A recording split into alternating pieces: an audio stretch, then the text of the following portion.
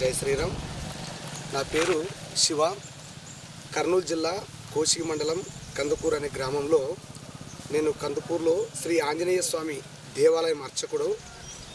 ఈరోజు మనము శ్రీ రామలింగేశ్వర స్వామి పిరమిడ్ ధ్యానం గురించి 2 మాటలు మీతో పాలు పంచుకోవాలని ముఖ్య ఉద్దేశంతోనే ఈరోజు మీ ముందుకు వస్తున్నాను. ముఖ్యంగా ఈ పిరమిడ్ ధ్యానం గురించి మనము అందరికీ తెలియాలనే ఒక ఉద్దేశంతో నా జీవితంలో ఎన్నో మార్పులు జరిగాయి. ముఖ్యంగా ప్రతి మనిషికి జ్ఞానోదయం అనేది ఎప్పటికి వస్తుందో ఎవరికి తెలియదు. అలాగే నాకు సుమారుగా 32 సంవత్సరాల వరకు అజ్ఞానంలో ఉన్నాను ఫస్ట్. ఎందుకంటే మా ఇంట్లో చిన్న వయసులో నాకు తల్లి తండ్రులు ఇద్దరు మరణించారు. నా జీవితం ఎవరు ఎలా తీసుకెళ్లాలో తెలియక నేను చాలా అజ్ఞానంలో ఉండేవాడిని. ఎలా అంటే ప్రతిరోజు మాంసాహారము, మద్యపానము, ధూమపానము, పేకాట, ఇలా ఒకటి కాదు చెప్పుకోవడానికి చాలా రకాలుగా చెడు అలవాట్లు అనేది ప్రతి మానవునికి ఒక వయసుకు వచ్చిన తర్వాత ఇది సహజంగానే ప్రతి ఒక్కరికి వస్తుంది అని నేను భావిస్తున్నాను. కానీ నా జీవితంలో మాత్రం చాలా బాధపడ్డాను నేను. ఎందుకంటే ఒక్కసారి మనం చెడు అలవాటుకు ముందుకు వెళితే మంచి మార్గంలో రావాలంటే చాలా చాలా కష్టం.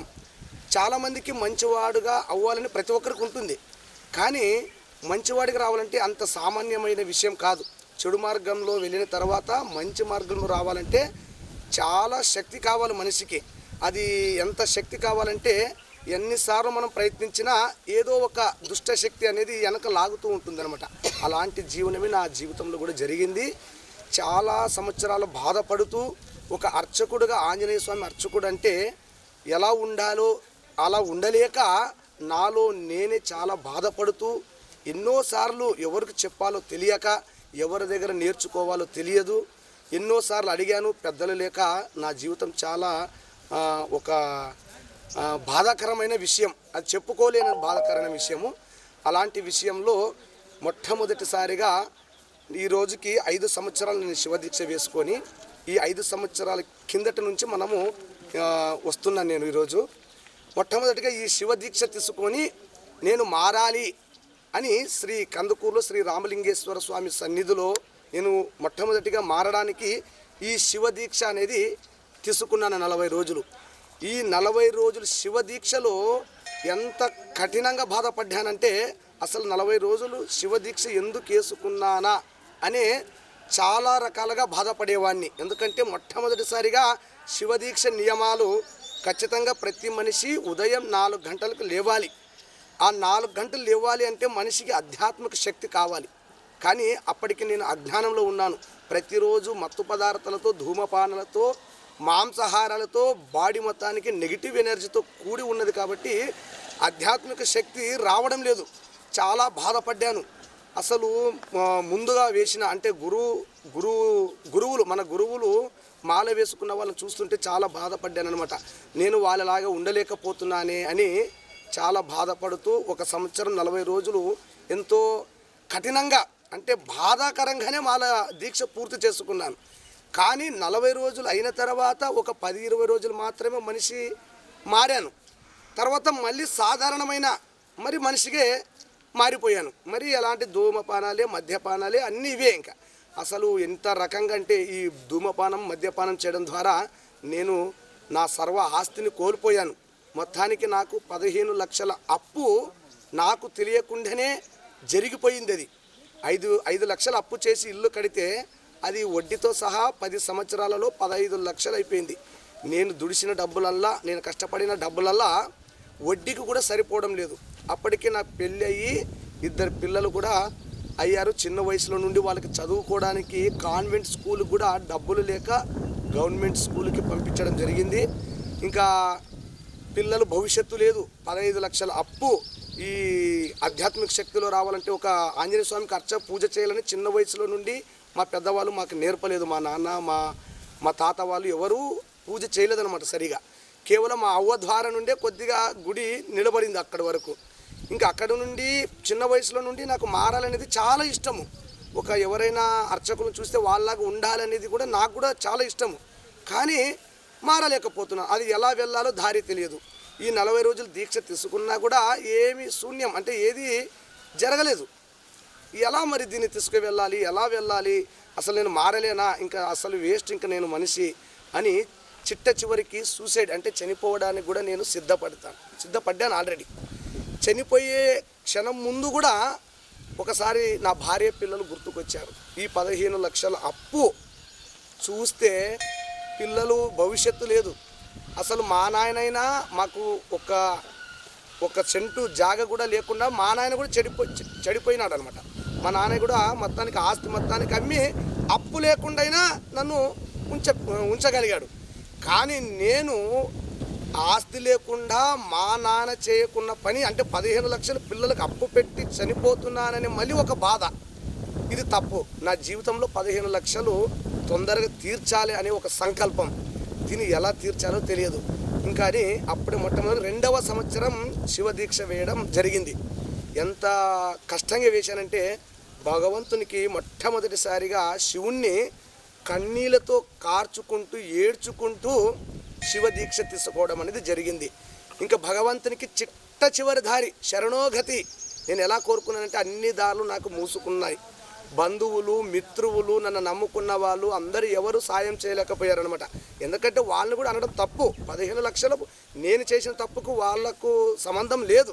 కానీ నేను ఇతర వాళ్ళ మీద ఆధారపడి ఈ తప్పులు చేశాను. బంధువుల మీద, మిత్రుల మీద, నమ్ముకున్న వాళ్ళ మీద చాలామంది వాళ్ళు నా వెంట ఉన్నారు అనే ఒక నమ్మకంతోనే ఏదో ఒక సరదా, ఒక అదేమంటారో ఒక సంతోషంగా ప్రతి మనిషి సంతోషానికి గురి అయ్యి చిన్న తప్పులు, పెద్ద తప్పులు కూడా చేసేసాము. ఇలాంటి ఇంకా చివరి దారి అన్నీ మూసుకున్నాయి. ఎవరు 15 లక్షలు అంటే ఎవరు ఇంకా ముట్టించలేరనమాట. కాబట్టి చివరకు నేను ఎంతో ఇష్టంగా కట్టుకున్న ఇల్లుని 8 లక్షల రూపాయలకు ఇల్లు కడితే 6,60,000 రూపాయలకి ఇల్లు అమ్మేశాను. అక్కడికి వడ్డీకి కూడా సరిపోలేదు. మరి ఎట్లా ఉండేదంటే మరి 11 లక్షల అప్పు అలాగే మిగిలింది. మరి 3 సంవత్సరాలు దాటిన తర్వాత మళ్ళీ అది మరి 15 లక్షలకు మరి రౌండ్ ఫిగర్ అయిందనమాట. అక్కడికి 2వ సంవత్సరం దీక్ష తీసుకున్న తర్వాత భగవంతుణ్ణి ఒకటి అడిగాను. శ్రీ రామలింగేశ్వర స్వామిని దీక్ష తీసుకున్న తర్వాత, స్వామి నా దగ్గర ఉన్నటువంటి శక్తి అన్నీ కోల్పోయాను, నా దగ్గర శక్తే లేదు, ఇంకా కేవలం నన్ను మార్చాలి అనే ఉద్దేశం నీకు ఉంటే నువ్వే నాకు కొద్దిగా ఆధ్యాత్మిక శక్తి ఇవ్వు. నేను ఏమి చేయాలో అంత శక్తి చేయాలని నేను అనుకుంటున్నాను, కానీ ఆ శక్తి నాకు రావడం లేదు. ఆ శక్తి నీవే ప్రసాదించాలి అని కన్నీళ్లతో కార్చుకుంటూ ఏడ్చుకుంటూ భగవంతుణ్ణి అది మొక్కుకొని వేసుకున్నాను. ఈ 40 రోజుల్లో నాకు ఒక దారి చూపేయకపోతే కుటుంబం మొత్తంకి ఇంకా ఆత్మహత్య చేసుకోవడం పరిస్థితి వస్తుంది. ఇంకా ఒకటి ముఖ్యమైన ఉద్దేశం బతకడానికి కారణం ఏమంటే ఆంజనేయ స్వామికి నేను మోసం చేస్తున్నాను అని ఒక ఉద్దేశం నాకు. ఎందుకంటే మా తాతల వంశం నుండి మేము చిన్న కులమైన ఉప్పర కులమైన శ్రీ ఆంజనేయ స్వామి పూజ చేయడం అర్చకత్వం మాకు వంశపర్వంగా వచ్చింది. ఇది ఎంతోమంది మా తాతలు ముత్తాతలు మా అవ్వ కాపాడుకుంటూ వచ్చారు. ఇది నాతో ఇక్కడికి ముగుస్తుందనే ఒక బాధ. ఇది ఇంకా కంటిన్యూ చేయాలి. ఇది నా ద్వారా నుండి ఇంకా ముందుకు వెళ్ళాలి. ఎలా వెళ్ళాలో తెలియదు. అన్ని దారులు మూసుకున్నాయి. ఇంకా చివరి ఇంకా మార్గం నీవే భగవంతుడని శివుణ్ణి ఒకటి కోరుకున్నాను. ధర్మమైన కోరిక ఇది. ధర్మమైతే నువ్వు నెరవేర్చు. నేను జీవితాంతరానికి భగవంతునికి ఆంజనేయ స్వామికి నేను రుణపడి ఉంటాను. ఎలాంటి రుణం అంటే అప్పటికి కూడా నాకు రాముడు అంటే కూడా ఎవరో తెలియదు. కేవలం రాముడు అంటే ఒక భగవంతుడే అని తెలుసు అంతేవరకే. కానీ రాముడు గురించి తెలియదు, భగవంతుని గురించి తెలియదు, ఆంజనేయ స్వామి గురించి తెలియదు. కేవలం దేవుడు అంటే దేవుడు, భగవంతుడు అంటే భగవంతుడు అంతవరకే తెలుసు నాకు. కానీ అప్పుడే చివరిగా భగవంతుని మనస్ఫూర్తిగా భగవంతుణ్ణి కోరుకున్నాను. అప్పుడే భగవంతుడు ఒకటి నాకు దారి చూపించాడు. అది ఈరోజుకి మా కందుకూరు గ్రామంలో బాపనయ్య స్వామి కుమారుడైనటువంటి నవీన్ స్వామి ద్వారా నుండి ఒకే ఒక మాట అన్నాడు స్వామి. వచ్చిన తర్వాత శివదీక్షలో వచ్చి శివదీక్ష నియమాలు పాటిస్తే శివుడు ఖచ్చితంగా వరం ఇస్తాడు. నువ్వు ఏమి కోరుకున్నావు అంటే, చెప్పుకోలేని కోరిక నాది, ఇవి చెప్పుకుంటే నవ్వుతారని ఎవరికి చెప్పలేదు. వేసుకున్నాను స్వామి, ఒకటి అనుకున్నాను, కానీ అది జరుగుతుందో లేదో తెలియదు. అది అర్థమే నమ్మకం. ఇంత పెద్ద కోరిక అంటే 15 లక్షల అప్పు తీరాలంటే అంత ఆసమాసం కూడా విషయం కాదు. అది ఒక్కడే, నానొక్కడే ఏం చేయలేనని కూడా తెలుసు నాకు. కానీ ఖచ్చితంగా భగవంతుడు చేస్తాడని ఒక నమ్మకం. ఈ రెండిటి మధ్యలో నేను అల్లాడుతున్నాను. అలాంటి టైంలో మా స్వామి చిన్న వయసు, నాకన్నా చిన్న వయసే అయినా కూడా ఆ స్వామి అడిగాను, ఎలా నేను ఇలా అనుకుంటున్నాను, స్వామివారి దేవాలయము శనివారం వస్తే ఒక భక్తుడు కూడా లేడు. చుట్టుపక్కల ఉన్న గ్రామంలో చూసే శనివారం చూస్తే ఆంజనేయ స్వామికి 100 మంది వస్తుంటారు, కానీ మా కందుకూరు గ్రామంలో ఆంజనేయ స్వామికి ఒక్క భక్తుడు కూడా లేడు. అది నా వలనే, ఎందుకంటే నేను పూజారు ఉండడం ద్వారానే ఇలా జరుగుతుంది అని నేను అనుకుంటున్నాను. కాబట్టి నేను ఇంకా మంచిగా చేయాలని నేను ఉంది, కానీ ఎలా చేయాలో తెలియదు, దీన్ని ఎలా ముందుకు తీసుకెళ్లాలో తెలియదు, నా జీవితం కూడా అంత ఇలా అయిపోయింది, ఏం చేయాలో తెలియదు అని అడిగితే స్వామి ఒకటే అన్నారు, ఒకే ఒక మాట సింపుల్గా చెప్పారు. ఇప్పుడు పొలం వేసాం, పొలం వేసిన తర్వాత ఊక కూర్చుంటే పండదు. పొలాన్ని దున్ని విత్తనాలు నాటి మందులు కొట్టి దాన్ని శుభ్రంగా కాపాడుకుంటే చేతుకు పంట వస్తుంది, లేకపోతే పంట రాదు. ఈ దేవాలయం కూడా ఒక పంట లాంటిది. పక్కన ఉన్న, నువ్వు అనుకుంటున్నావు కదా, పక్కన గ్రామంలో ఉన్నటువంటి దేవాలయాలు వాళ్ళు చేస్తున్నారు కాబట్టి వాళ్ళు పండుతుంది, నువ్వు చేయట్లేదు, నువ్వేం చేశావు అని అడిగాడు. నేను ప్రతి శనివారం మాత్రమే పూజ చేస్తాను అని చెప్పాను. కానీ ప్రతి శనివారం పూజ చేస్తే భగవంతుడు ఎలా సంతోషిస్తాడు? వారానికి ఒకసారి నువ్వు అన్నం తింటే కడుపు నిండుతుందా? భగవంతుడు కూడా ప్రతినిత్యం నువ్వు ఎలా స్నానం చేసుకుంటున్నావు, ఎలా అన్నం తింటున్నావో భగవంతుడు కూడా అలా అన్నం తింటేనే ఆయన సంతోషంగా ఉంటాడు. దేవాలయం కూడా సంతోషంగా ఉంటుంది, గ్రామం సంతోషంగా ఉంటుంది, గ్రామానికంటే ముందు అర్చకుడు సంతోషంగా ఉంటాడు అన్నాడు. అప్పుడు నాకు తెలిసింది, జ్ఞానోదయం కొద్దిగా వచ్చింది. అందుకేనా మా జీవితంలో నేను ఏమి తప్పు చేయలేదు. నాకు తెలిసినంత వరకు మా స్నేహితులలో కానీ, చాలా వరకు మా కుటుంబంలో కానీ, నా వరకు నా అంతరాత్మకు నాకు తెలియకుండా తప్పు జరిగిందాయో తెలియదు, కానీ నా అంతరాత్మకు మాత్రం నాకు తెలిసినంత వరకు నేను ఏ తప్పు చేయలేదు. కేవలం అప్పు అనే ఒక తప్పు మాత్రమే చేశాను. ఈ చెడు అలవాట్లు అంటే అది ఎలా వచ్చాయో నేను కావాలని చేయలేదు, అవి నేర్చుకున్నాను. అలా అది కూడా తప్పే అనుకుంటాను నేను. అవి మాత్రమే చేశాను, కానీ పాపం అంటే ఏది చేయలేదు, ఎవరికి నా ద్వారా హాని చేయలేదు ఇప్పటి వరకు అని నేను భావించాను. మరి దేవుడు అందుకేనేమో నన్ను ఇలా వేధిస్తున్నాడు అని అనుకుంటున్నానని ఆ రోజు నుండే ఇంకా 166 సంవత్సరాల వరకు ఒకసారి శని త్రయోదశి వస్తుంది, అది నీ అదృష్టము, ఈ రోజు నుండే నువ్వు మొదలు పెట్టాలి అని మనకు స్వామివారు చెప్పారు, నవీన్ స్వామివారు. ఆ రోజే చిట్ట చివరిగా ఇంకా భగవంతునికి ప్రతినిత్యం స్నానం చేయడానికి నేను నిర్ణయించుకున్నా. ఇక్కడ 40 రోజులు ఉంటున్నాను కాబట్టి అప్పటికి 1 సంవత్సరం 40 రోజులు ఉన్న భగవంతునికి స్నానం చేయలేదు ఒక్కసారి కూడా. కేవలం శనివారం మాత్రమే చేసేవాడిని, ఇక్కడే పనుకుంటాను దేవాలయం దగ్గర, అయినా కూడా స్నానం చేయలేదు. కాబట్టి ఈసారి రెండవసారి మాల వేసేటప్పుడు సరిగ్గా అక్కడికి 10 రోజులు అయిపోయింది, ఇంకా 30 రోజులు మాత్రమే ఉంది దీక్ష. 30 రోజుల్లో నుండి మొదలు పెట్టాను స్వామివారికి స్నానం చేయడము. రోజు ₹1 ఈబుత్తి తెచ్చి ఒక బొట్టు పెట్టడం నేర్చుకున్నాను ఫస్ట్గా. నాకు చేయడం ద్వారా భక్తులు ఉన్నటువంటి, అంటే అక్కడికి మనకు రామలింగేశ్వర స్వామికి చాలామంది భక్తులు వస్తారు అమావాస్యకి. వచ్చిన భక్తులు ఆ రోజు ఆంజనేయ స్వామి విశేషత అందరూ పొగుడుతూ ఉన్నారు. ఏం స్వామివారు ఈరోజు బొట్లు బాగా పెట్టుకున్నారు, బాగా చేశారు పూజ, అందరు ఇదే మాట్లాడుతుంటే ఇంకా నాకు మనసులో తెలియకుండా ఆనందం కలిగింది. స్వామివారికి అంటే ఎప్పటికీ బొట్టే పెట్టలేదు మేము, అయినా ఆ టైంలో ఫస్ట్ టైం బొట్టు పెట్టేసరికి ఆంజనేయ స్వామికి అందంగా కనబడుతున్నాడు. అందరూ ఆంజనేయ స్వామిని పొగుడుతున్నారు. వచ్చిన వాళ్ళల్లా ఆంజనేయ స్వామి పొగిడిన వాళ్ళే, ఒక్కరు కూడా ఊకే మొక్కిపోలేదు. ఆ రోజుకి నాకు తెలిసిపోయింది, ఇంకా చాలా ఆనందం. ఇంకా నేను ఆంజనేయ స్వామికి పూజ చేయాలి అని నిర్ణయం చేసుకున్నాను. ఆ రోజు నుండి మొదలుపెట్టాను స్వామివారికి ప్రతినిత్యం ఒక్కొక్క అలంకరణ. నాకు ఎంత ఓపిక ఉంది అంటే నాకు చేతనైనంత వరకు భగవంతునికి సేవ చేయడానికి మనస్ఫూర్తిగా మొదలుపెట్టాను. ఆ రోజు నుండి భగవంతుడు ఒక్కొక్క రకంగా జీవితాన్ని మలుపు తిప్పడానికి కనబడుతూ ఉంది అనమాట. ఒక ధైర్యం, మనోధైర్యం వస్తుంది. ఇంకా చిట్ట చివరకు ఆంజనేయ స్వామి మీద ఫోకస్ వెళ్ళిందనమాట. ఇంకా ఈ 15 లక్షల అప్పు మీద రాలేదు. ఈ ఎంత కష్టం ఉంది, అంత చాలామంది అప్పు వాళ్ళు తిరుగుతున్నా కూడా అప్పుడు బాధపడి మందు తాగేవాడిని, ఆ బాధ తట్టుకోలేక. ఎప్పటికీ ఆంజనేయ స్వామి వచ్చిన భక్తులు నన్ను పొగుడుతున్నారో ఈ బాధ వెళ్ళిపోతుంది. ఎంత బాధ అంటే అంత బాధ వెళ్ళిపోతుంది, మనోధైర్యం వస్తుంది, భగవంతుని మీద నమ్మకం. ఇంకా అప్పుడే నాకు ఇంకా అనుకున్నాను, ఇంకా ఇంకొక ఇల్లు ఉంది నాకు చిన్నది, అది అమ్మినా, పొలాలు దేవుని పొలాలు ఉన్న అవి వత్తేసినా, ఇది ఏదైనా చేసి 15 లక్షలు అప్పు కడదాము. ఇంతకుముందు కట్టలేను అని ఒక ధైర్యం ఉండేది, నేను కట్టలేను, దీన్ని ఎలా చేసి వాళ్ళని ఎలా చేద్దాము అని ఆ ఆలోచన ఉండేది. కానీ దేవునికి ఎప్పుడు పూజ చేసిన తర్వాత నేను అప్పు కట్టగలగాలి అని ఒక ధైర్యం వచ్చిందనమాట. ఎట్లనే చేసి కట్టాలి, ఎలా చేసైనా కట్టాలి, భగవంతుని కోరుకున్నా, ఎలాగైనా చేసి నేను కట్టుకోవాలి అనుకున్నాను. అప్పటికే జగన్మోహన్ రెడ్డి సీఎం అయిన తర్వాత బియ్యం ట్రక్కు బండ్లు అనేవి ప్రవేశపెట్టారనమాట. ఇంటింటికి బియ్యం వేసే ట్రక్కు బండ్లు. అప్పటికి నాకు రూపాయి ఆదాయం లేదు, ఎలా కట్టాలో తెలియదు. అప్పుడే నా దగ్గరకు వచ్చి ఈ ట్రక్కు బియ్యం నువ్వు వేస్తావా అని మన కందుకూరు గ్రామంలో అయినటువంటి మా సీనియర్, అంటే నాకన్నా పెద్ద మనిషి, నాకన్నా సీనియర్ క్లాసు మా నారాయణ, మా ఫ్రెండు, ఆయన నా దగ్గరకు వచ్చి నా జాబు నీకు ఇస్తున్నానని ఇచ్చాడనమాట.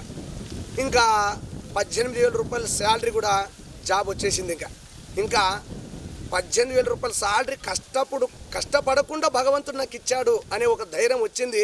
ఇప్పుడు నేను ఏమి చేయాలి అంటే ఈ 18,000 రూపాయలు కూడా భగవంతునికి నేను అర్పించాలి, భగవంతుడి సేవకి ఉపయోగించుకోవాలి అని మొదలు పెట్టుకున్నాను. అప్పుడే ఈ కందుకూరు శ్రీ రామలింగేశ్వర స్వామి దేవాలయంలో రథోత్సవము కొత్తగా నిర్మాణం జరుగుతుంది. అప్పట్లో ఇక్కడ గౌతమ్ సారు అని ఇక్కడ శ్రీ రామలింగేశ్వర దేవస్థానానికి దేవాలయాన్ని కట్టబోతున్నారనమాట పెద్దలు. ఆయన ద్వారా నా చెవిలో ఏమొచ్చిందంటే, ఆయన పెద్దవాళ్ళకి చెప్తున్నారు, ఇక్కడ రథోత్సవంలో అన్నదానానికి ఎటువంటి లోటు చూడకుండా ఎన్ని రకాల భోజనం చేయగలుగుతారో అన్ని రకాల భోజనం చేయండి. ఎందుకంటే అన్నదానం జరిగిన దగ్గరనే సాక్షాత్తుగా పార్వతీదేవి అన్నం పంతిలో వచ్చి అందరిని గమనిస్తూ అందరికి ఆశీర్వాదం ఇస్తుంది. ఎందుకంటే ఈ భూమి భిక్షే పార్వతి, భూమిలో నుండే మొలిచిన మొక్కల ద్వారానే ఆహారం తీసుకోవాలి. అలాంటి ఆహారం భిక్షంగా ఎవరు చేస్తారో అక్కడ అభివృద్ధి జరుగుతుంది అనే మాట నా చెవిలో వెళ్ళింది. అప్పటికే నేను బియ్యం వేస్తున్నాను, బియ్యం అంటే ఒక వృత్తిలో ఉన్నాను.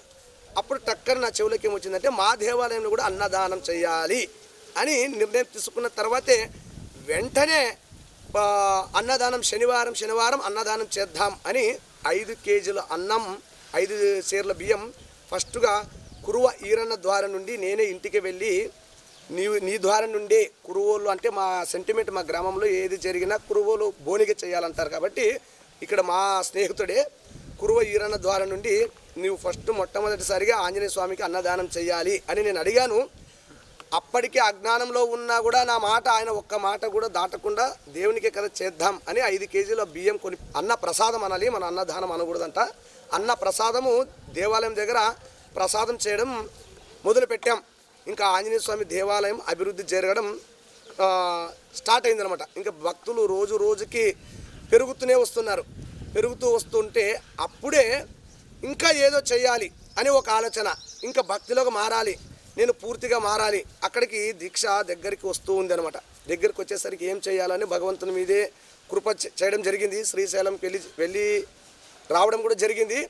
అప్పుడే అయోధ్య నుండి శ్రీరామ మందిరము నుండి అక్షింతలు వచ్చాయి. ప్రతి గ్రామంలో మొట్టమొదటిసారిగా ఒక ఆంజనేయ స్వామి అర్చకుడికి బయట నుండి కబురు వచ్చింది. ఆ రోజే ఎక్కడి నుండి వచ్చిందంటే అయోధ్య నగరం నుండి కందుకూరు గ్రామంలో శ్రీ ఆంజనేయ స్వామి దేవాలయంలో శివ అనే వ్యక్తికి ఈ అక్షంతలు ఇవ్వాలని ఒక ఫోన్ కాల్ వచ్చిందనమాట. అదే నాకు మొట్టమొదటిసారిగా సన్మానం అనుకోవాలి, ఒక పిలుపు అనుకోవాలి. అప్పుడు అయోధ్య నగరం నుండి వచ్చింది పిలుపు. అప్పుడు అక్కడ నుండి జీవితం అనేది మలుపు తిరుగుతుంది నాకు. అయోధ్య నగరి నుండి అక్షంతలు వచ్చాయి. కోసిగి మండలంలో మఠం, ఇక్కడ కోసిగి మండలంలో మఠం ఏదో ఉంది స్వామి, కోసిగి మండలం దగ్గర మఠము.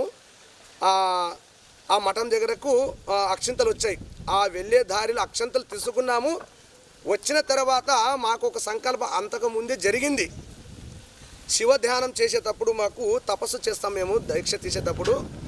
అది తీసేటప్పుడు గుడి దగ్గర గంట కొట్టడము, అంటే మిగతా అంటే గుడికి వచ్చిన భక్తులు ద్వారా కొద్దిగా డిస్టర్బ్ అయ్యేదనమాట. అప్పటికి నేను చాలా సినిమాల్లో దీక్షలు అంటే ఇట్లా తపస్సు చేసేవాళ్ళు. అప్పుడు ధ్యానం అని కూడా తెలియదు, దాన్నే ధ్యానం అంటారని నాకు తర్వాత తెలిసింది. ఈ ధ్యానం చేయడానికి ఒక రూమ్ ఉండాలి, నాకు సపరేట్, ఎవ్వరు రాకూడదు. అదొక మెడిటేషన్ లాగా సైలెంట్గా ఉండాలి, ఎవ్వరు శబ్దం కూడా చేయకూడదు అని ఒక షెడ్ లాగా ఏర్పాటు చేసుకోవాలని అప్పటికి అనుకొని బేస్మెంట్ వేయడం జరిగింది. ఇట్లా 19, ఇట్లా 14. ఈ 2 మార్కులు మాకు తెలియకుండా ఎవరు చెప్పుకోకుండా మేమే వేసేసాం. ఆల్రెడీ బునాది కూడా తోడేసాము, తోడి బేస్మెంట్ కట్టలేదు కానీ బునాది తోడి అంత బెడ్ వేసాం. అప్పుడే అయోధ్య నగరికి అక్షింతలు తీసుకోవడానికి వెళ్ళాము. అప్పుడే కొలంపేట గ్రామంలో శ్రీ లక్ష్మమ్మవ్వ పిరమిడ్ ధ్యాన మందిరం అని మాకు ఒక బోర్డు కనబడింది. అది 1 సంవత్సరం అయ్యింది కానీ మా కంటికి కనబడదు. ఆ రోజే కనబడింది. ఆ రోజు ఆ బోర్డు కనపడడం ద్వారా ఇక్కడ ధ్యాన మందిరం ఉందా, అయితే వీళ్ళు కూడా ధ్యానం చేస్తున్నారా, సరే వీళ్ళు సలహా తీసుకొని మనం ధ్యానము ఒక షెడ్ కట్టించుకుందామని ఆ గ్రామంలో ఉన్నటువంటి వాళ్ళని అడిగాము. ఎక్కడ ఉందంటే ఇలా చూపిస్తే వెళ్ళిన తర్వాత మొట్టమొదటిసారిగా అక్కడ పిరమిడ్ ఆకారంలో ఉన్నటువంటి లక్ష్మమ్మవ్వ పిరమిడ్ ధ్యాన మందిరం అనేది కనబడింది. ఆ ధ్యాన మందిరం ఎలా కనబడిందంటే వైకుంఠంలో లాగా ఒక అద్భుతంగా, అదే నా జీవితంలో మొట్టమొదటిసారిగా పిరమిడ్ ధ్యాన మందిరం చూడడము అదే మొట్టమొదటిసారి. ఇదేంది ఈ ఆకారంలో ఉంది, ఇది దేవాలయం లాగా ఉంది కదా అని నేను అనుకున్నా. ఇంకా అక్కడ వెళ్ళిన వెంటనే అక్కడ సాయిరామ్ అనే వ్యక్తి నాకు తొందరగా వచ్చి ఎందుకు వచ్చారంటే ఇట్లా మేము ధ్యాన మందిరం చూడడానికి వచ్చామని చెప్పాము. ఆయన ఇంకా 1 నిమిషం కూడా లేట్ చేయకుండా ఫస్ట్ ధ్యాన మందిరంలో కూర్చోబెట్టాడు మమ్మల్ని. కూర్చోబెట్టిన తర్వాత అక్కడ మేము ధ్యానం చేయలేదు. వాళ్ళందరూ చూస్తుంటే మేమేమో శివదీక్ష వాళ్ళు చేసిన వాళ్ళు మాత్రమే చేయాలని మేము అనుకుంటున్నాము. ఇక్కడేమో అందరూ విడి మనుషులు ఉన్నారే, అంటే వీళ్ళు కూడా ధ్యానం చేస్తారా అనే ఒక ఆలోచన మాకు వాళ్ళని చూస్తూనే ఉన్నామన్నమాట. ఇంకా చూసిన వెంటనే వాళ్ళకు వెళ్ళి చెప్పాము, మేము కూడా ఇలా కట్టుకోవాలనుకుంటున్నాం కానీ ఇలా ఉండాలి ధ్యాన మందిరం అంటే మాకు తెలియదు, ఆల్రెడీ బునాది తోడామని చెప్తే వాళ్ళు ఇంకా వెంటనే ఎలా తోడారంటే మేము 14, 19 వేసామంటే అది తప్పు అని చెప్పారు. తప్పు మార్క్, అది 4 సైడ్లు ఒకే కొలతలు ఉండాలి, దాన్ని పిరమిడ్ ధ్యాన మందిరం అంటారు. మేము రేపు వస్తామని మరుసటి రోజే సాయంకాలం 6 గంటలకు వచ్చేసారు. ఆల్రెడీ మన కందుకూరు గ్రామంలో పిరమిడ్ ధ్యాన మందిరం దగ్గరకు వచ్చేసారు. ఆంజనేయ స్వామి దేవాలయం దగ్గరకు వచ్చి మన ఆ కొలతలు చూసి తప్పు, ఇవి వెంటనే తొలగించాలని చెప్పారు. అక్కడికే భయం వేసింది మాకు కూడా. అసలు మా శివదీక్ష వాళ్ళు కేవలం 25,000 రూపాయలు పెట్టుబడితోనే మేము ఆల్రెడీ తోడుకొని పెట్టుకున్నాం. ఏదో వస్తే కొద్దిగా వేసుకొని రేకులు వేసుకుందామనే ఆలోచనలో మేము ఒక 50,000 ముగించుకోవాలని. వీళ్ళేమో ఇది కాదు, ఇలా ఉండకూడదు, ఇలా గోడలు వేసుకోవాలి, ఇట్లా పిరమిడ్ ఆకారం వేసుకోవాలంటుంటే చాలా ఖర్చుతో కూడబడింది కదా అని మేము చాలా భయపడ్డాం. తర్వాత కొలంపేట మాస్టర్లు అందరూ ఒకరు పరిచయం అయ్యారు. ఇంకా అందరూ వచ్చి నారాయణ సార్ కూడా ఆదోని నుంచి రావడం జరిగింది. ఆ రోజే వచ్చి ఇలా కాదు, పిరమిడ్ మేము అందరం ఉన్నాము, నువ్వేం భయపడద్దు, మీకు తోచినంత మీరు సహకరించండి, పిరమిడ్కి శక్తి ఉంటుంది, ఆ పిరమిడే ఆల్రెడీ ఇక్కడ ఏర్పాటు చేసుకుంటుంది పిరమిడే అని చెప్పారు. ఫస్ట్ వాళ్ళని చూసే మాకు కూడా నవ్వు వచ్చింది. ఇది అదేదో పిరమిడ్ ఎలా కట్టుకుంటుంది, వీళ్ళు చెప్తుంటే ఏదో నాకు వింతగా ఉంది అని నవ్వుకున్నాం. చాలాసార్లు భయపడ్డాం కూడా, ఇదేమబ్బా వీళ్ళకి ఊకేనైనా చెప్పాము, అసలు కొలంపేటకు పోకుండా ఉండేదే మంచిది అనుకున్నాం, వీళ్ళు ఏదేదో ఉండిన మార్కు చెడిపేస్తామంటున్నారు అది ఇదని చాలా భయపడ్డాం. అక్కడికే మా కందుకూరు గ్రామంలో రుద్రస్వామి అని అప్పటికి ధ్యానం చేస్తున్నారు ఆయన వెళ్ళి చెప్పాను ఒక మాట, ఇలా చెప్తే వెంటనే ఏం కాదులే, పిరమిడ్ అలాంటి వాళ్ళు కాదు, వాళ్ళు శాకాహారులు, వాళ్ళు మనసులో చిన్న ఆలోచన కూడా చెడు ఆలోచన ఉండదు వాళ్ళకు, వాళ్ళ ఆలోచన తీసుకుందాం. వాళ్ళు అలాంటిది ఏం అలా జరగదు. అంటే అంతకుముందు నేను అజ్ఞానంలో ఉన్నా కాబట్టి అలాగే ఆలోచన చేస్తున్నా. ఎవరిని చూసినా నెగిటివ్గానే ఆలోచిస్తున్నా. భయం వస్తుంది. కానీ ఇక్కడ ఎవరు లేరు, అంటే నాకు సపోర్ట్ లేరు అనమాట. కాబట్టి వీళ్ళేమి చెప్పిపోతారు, దీన్ని చేసేది ఎవరు అని ఒక భయం. అప్పుడే రుద్రస్వామి చెప్పారనమాట, కొద్ది ధైర్యం ఇచ్చారు. చూద్దాము వాళ్ళు ఏమి అన్నారు, చూద్దాం వాళ్ళు ఎలా వెళ్తారో చూద్దామన్నారు. తర్వాత వెళ్ళిన వెంటనే వాళ్ళందరూ చెప్పారు, మేమందరికి వస్తూ వాళ్ళు 500 ఇస్తున్నారు, 1000 ఇస్తున్నారు, చందలు వేస్తూనే ఉన్నారు. ఇంకా అప్పటికి ధైర్యం వచ్చింది, ఓహో వీళ్ళు ధైర్యం ఇవ్వగలరు అని ఒక ముందు అడిగేద్దామని మొట్టమొదటిసారిగా అప్పుడే ఇంకా కడదామని మనసు దృఢంగా చేసుకున్నాం. ఇంకా సరే స్వామి మీరు ఎలా అంటే అలే అన్నాం. అప్పుడు ఇంక వెంటనే ఇంకా కొలంపేట ఆంజనేయ స్వామి పూజారి కూడా వచ్చి కోసిలో మరిస్వామి ద్వారా 20 బస్తాలు సిమెంటు దొర అని స్వామివారు ఇచ్చారు.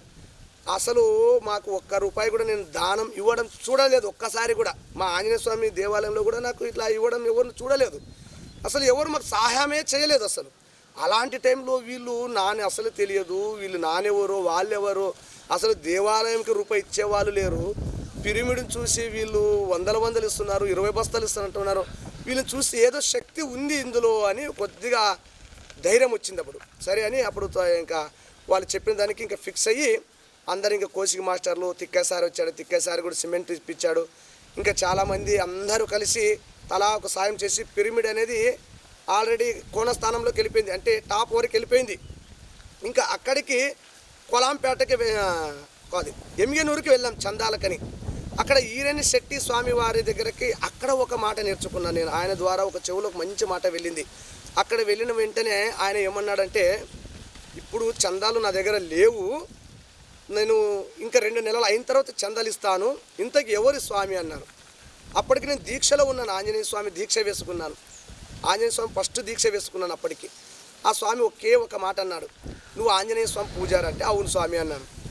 గుడికి గోపురం ఉందా లేదా అని అడిగాడు. మా గుడికి గోపురం లేదు.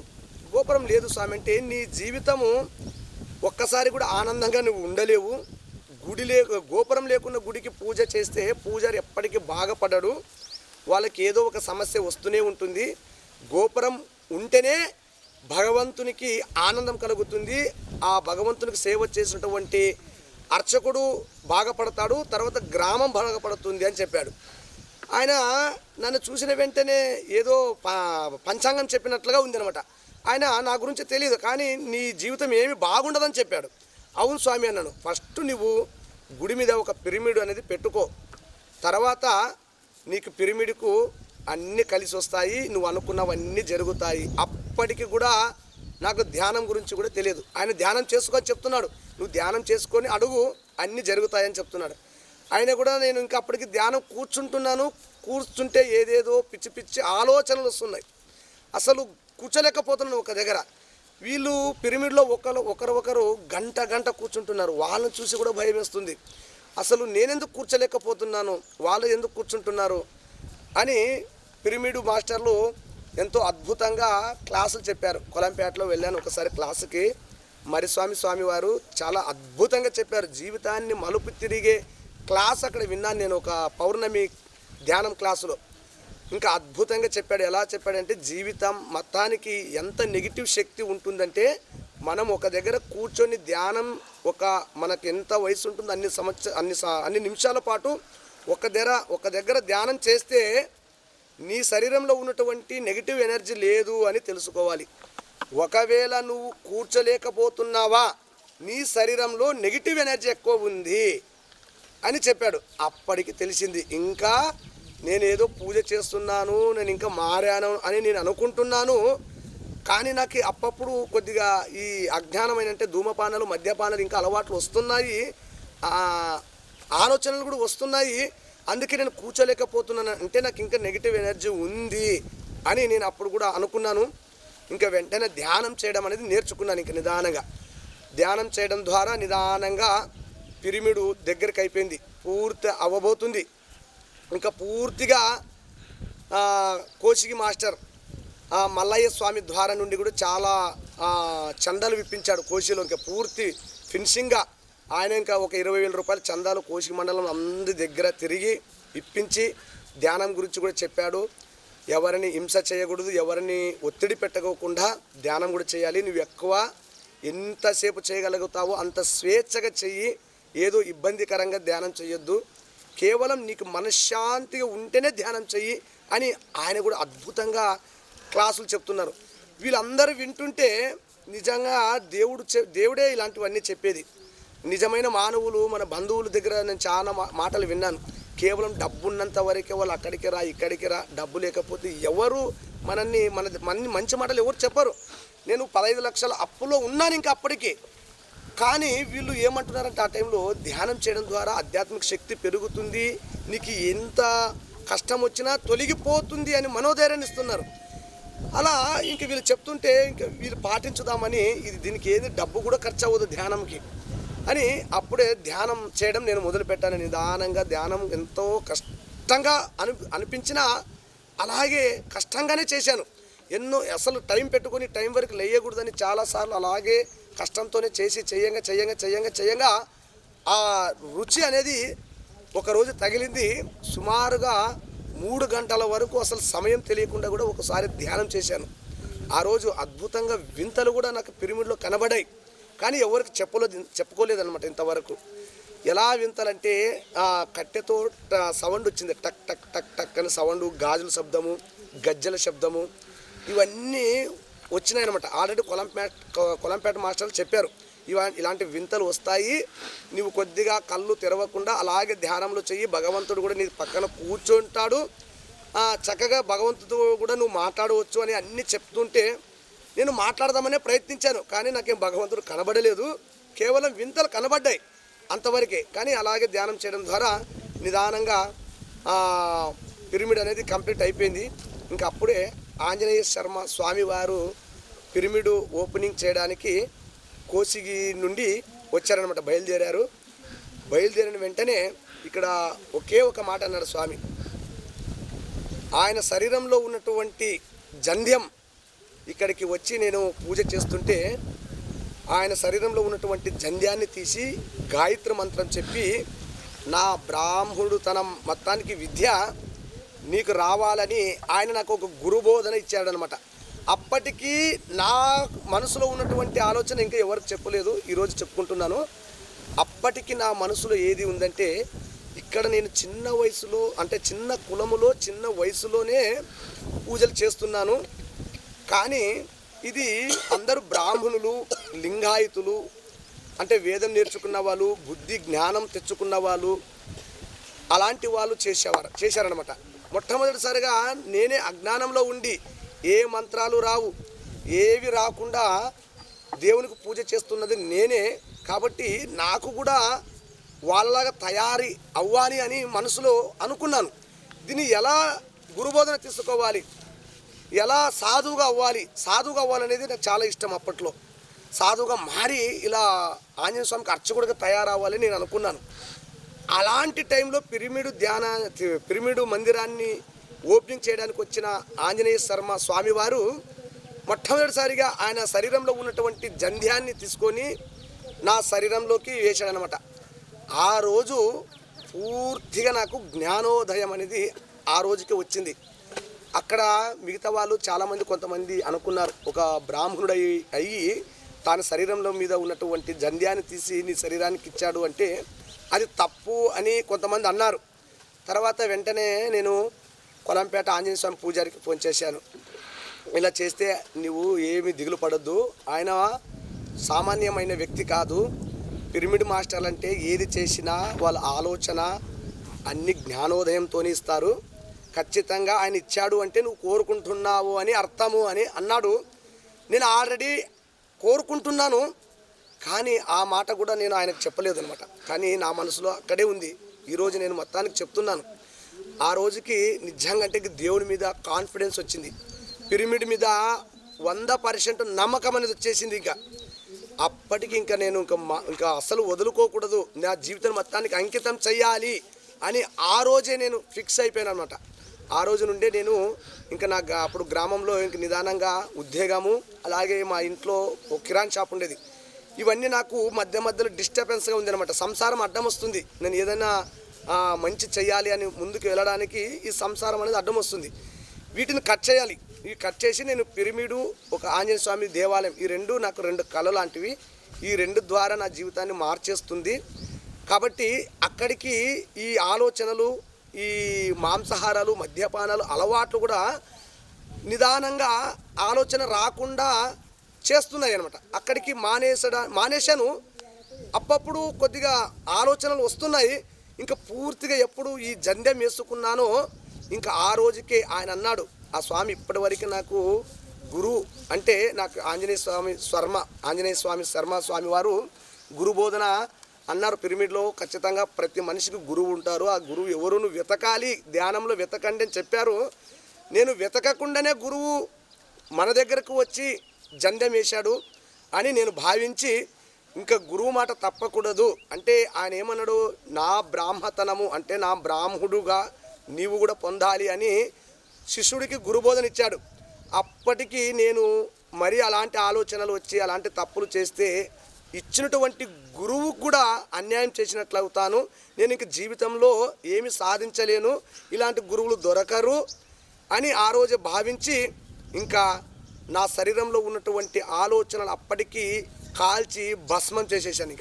అప్పటికి ఇంకా పూర్తిగా మనిషి పరిపూర్ణుడు అవ్వడానికి ఇంకా ప్రయత్నం చేసి అక్కడ ఉంటే సరిపోదు. నాను 24 గంటల్లో మొత్తానికి ఆధ్యాత్మిక శక్తి రావాలి అంటే సాధన చాలా ముఖ్యము. ఇంకా నేను ధ్యానం నేర్చుకోవాలి, ఇంకా అర్చకత్వం నేర్చుకోవాలి. భగవంతునికి ఎన్ని సేవలు చేసినా తక్కువే.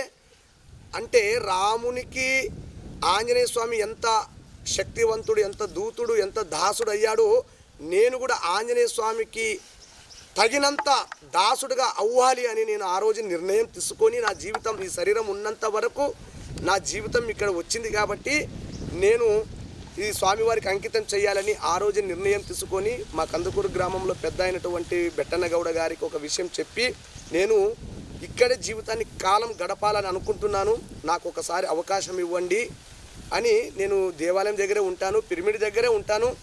ఇక్కడ ఉంటేనే నేను ధ్యానం అందరికీ చెప్పగలను, ఆంజనేయ స్వామి పూజ చేయగలను. ఊరిలో ఉంటే నన్ను ఏదో ఒక శక్తి, నెగిటివ్ శక్తి లాగుతుంది.